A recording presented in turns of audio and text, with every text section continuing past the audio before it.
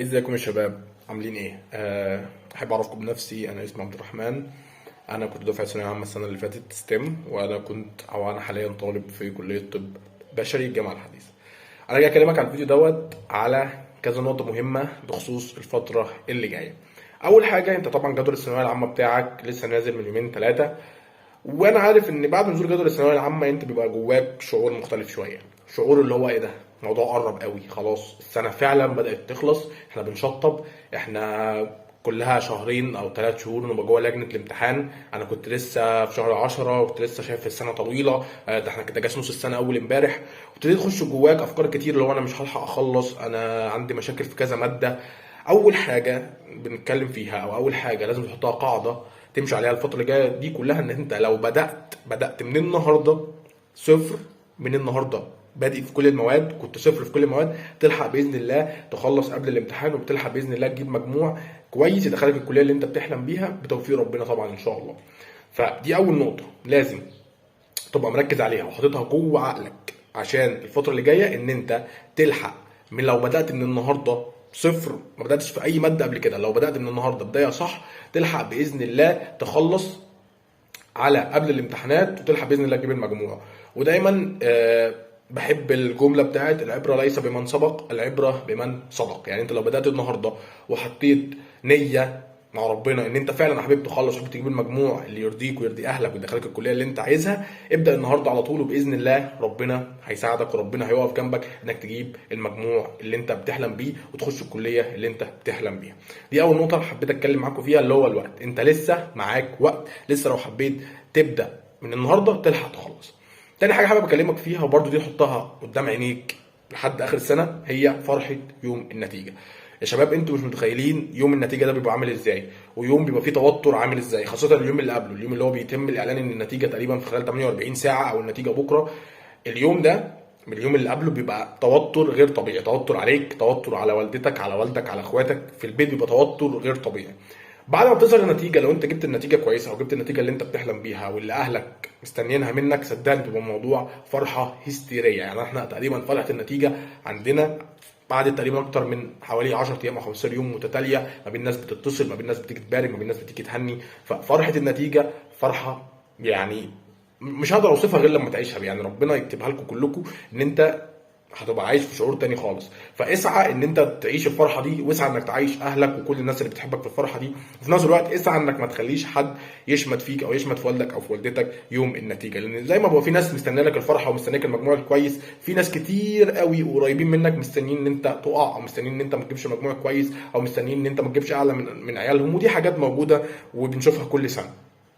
فتاني نقطة، خلي قدامك هدف واحد، هو إسعاد نفسك وإسعاد أهلك، إن أنت تجيب المجموع اللي يرضيك ويرضيهم، وتعيش يوم صدقني عمرك ما هتنساه في حياتك، يوم النتيجة، وهتفضل فاكره بكل تفاصيله مهما عدى عليك الزمن. دي تاني نقطة. تمام. تالت نقطة حابين نتكلم فيها، وهي تعمل ايه الفترة الجاية. لان الفترة الجاية فترة مهمة جدا، ما ينفعش الفترة الجاية تخش فيها او تبدأ فيها وانت مش عارف المواد عندك، او مش عارف ازاي تلم المواد، او مش عارف تلم الدنيا عندك ازاي. بالظبط زي يكون جندي وداخل معركة ومش عارف مين الجنود اللي هتواجههم، وايه الاسلحة اللي معاهم، وتقدر الخطط بتاعتهم ايه. برضو زي مثلا انت داخل ماتش ومش دارس الفريق اللي قدامك، هي نفس الفكرة. المواد والفترة اللي جاية ما ينفعش تخشها وانت مش محضر او انت مش مجهز هتعمل ايه الفترة اللي جاية. تمام. تقسيم المواد، وهنا انا هتكلم من واقع خبرتي شويه، لان انا كنت في ستيم، فهتكلم عن المواد اللي كانت عندنا، نفس مواد ثانويه عامه يعني، بس بتكلم بالمنهج اللي كان عندنا. فانت عندك المواد، انا كنت دايما مقسمها في ثانويه عامه، بالنسبه لي انا كنت علم علوم، فكنت مقسمها المواد ادبي او مواد اللغات اللي هم العربي والانجليش، وانا كنت دويتش، في ناس كانت فرنش، في ناس بره ثانويه عامه ايطالي، انا كنت الماني. فدول المواد اللغات او المواد الادبي. تمام. تاني حاجه مواد الساينس، اللي هم مواد العلمي، اللي هم الفيزياء والكيمياء والاحياء والجيولوجيا عندي، والرياضه بكل فروعها في ثانويه عامه، او الرياضه والميكانيكا لطلبه ستيم. انا بالنسبه لي اول حاجه مواد اللغات مهمه جدا جدا جدا.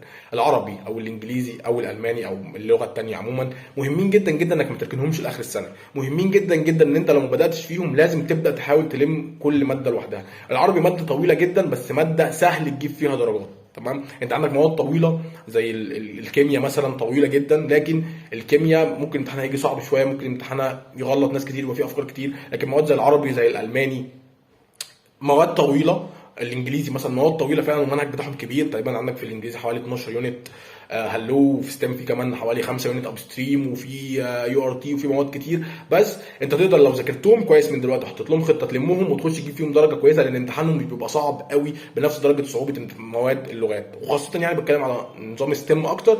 اللي هناك بيبقى فعلا مواد الادبي اسهل بكتير قوي ككونتنت كامتحان واسئله من مواد العلمي. فانت اول حاجه لازم تحط دلوقتي خطه ان انت تخلص المواد اللغات، خاصة مادة اللغة الثانية. مادة اللغة الثانية مادة تقفيل، إذا كنت ثانوية عامة أو إذا كنت ستيم، مادة تقفل فيها. طبعا أنتوا عارفين وسامعين بقالكم فترة إن مفيش تقفيل في النظام الجديد، وطبعا ستيم مفيش فيها مواد كتير بتتقفل، لكن بجد مادة اللغة الثانية من المواد اللي بتتقفل حرفيا واللي بتفرق في درجاتك يعني بشكل انت مش متخيله. فماده اللغه الثانيه اللي هي الماني او فرنساوي او انجليزي لازم دلوقتي تبدا من دلوقتي، لو انت مش حاطط لها خطه او ما بداتش فيها لازم تبدا تذاكرها كويس، تبدا تحضرها كويس، تبدا تشوف بقى هتاخد فيها درس، هتاخد فيها مكثف، هتتابع حد على اليوتيوب.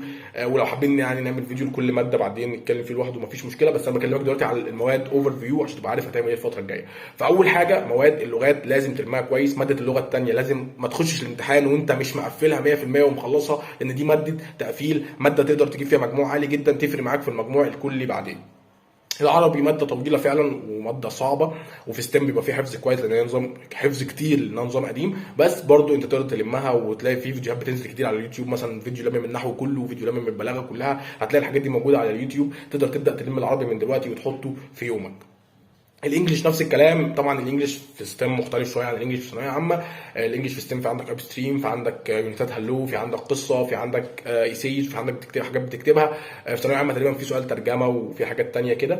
بس المهم يعني ان انت على حسب النظام بتاعك ابتدي برضو حط الانجليش من الجدول بتاعك ان تبتدي تلمها، لان انت لو سبتها لاخر شهر او لاخر شهر ونص هتلاقي كميه الحفظ وكميه الكلمات اللي المفروض تخلصها وكميه الحاجات اللي المفروض تحفظها كبيره جدا، وانت في نفس الوقت ده هتبقى عليك مواد تانية من المواد العلمي حابب تخلصها، وحاجات حابب تركز عليها حل، وحاجات حابب تزود عليها حل. فلو انت من دلوقتي ما كنتش يعني مظبط الحاجات اللي فيها حفظ كتير زي العربي والانجليش والدويتش وركنتها للاخر، هيبقى عليك لود كبير قوي على دماغك، لود كبير قوي. لو انت حد ما بيعرفش يحفظ كميات كبيره في فتره قليله، صدقني المواد دي هتقع منك، والمواد دي هي اسهل مواد في الثانويه عامه تعرف تجمع بيها درجات. تمام.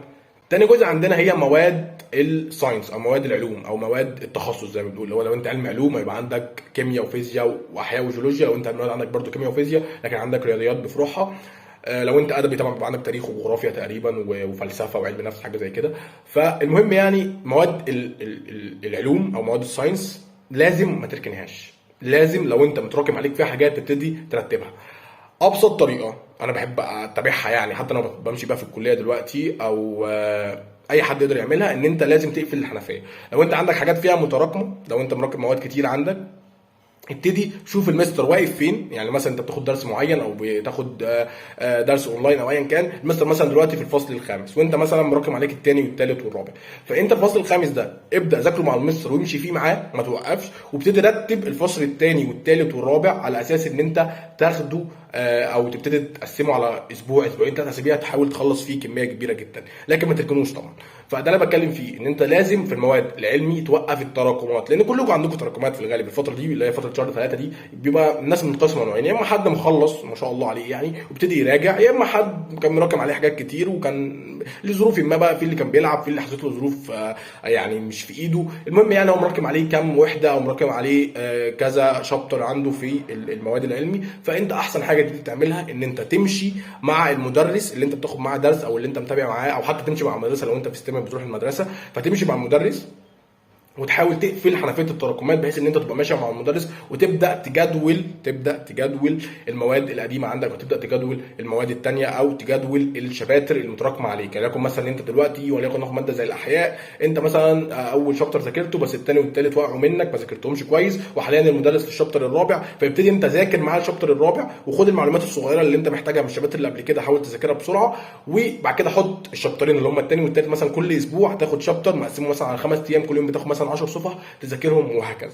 تمام. فدي مشكله التراكمات بتاعه المواد الدوريه. وعموما انا عامل الفيديو ده كله عشان اقول لكم ان لسه معاك وقت، لسه في وقت كبير جدا تقدر تخلص فيه التراكمات، تقدر تلم الحاجه عليك، تقدر تحل كويس، تقدر تخلص كل حاجه عليك. هحط لكم باذن الله رقمي في الوصف، اي حد عنده اي مشكله في اي ماده يتواصل معايا، ما عنديش اي مشكله، ده رقم الواتس بتاعي، يتواصل بيه معايا وهتلاقيني باذن الله برد عليك. اتمنى يكون الفيديو عجبكم، وباذن الله هنزل لكم الفتره الجايه دي كلها كذا فيديو عن ازاي تلم كل ماده، وازاي تحل كتير، وازاي تجهز نفسك كويس لامتحان ثانويه عامه. ربنا يوفقكم شباب، وربنا معاكم، وبس كده. اشوفكم الفيديو الجاي ان شاء الله.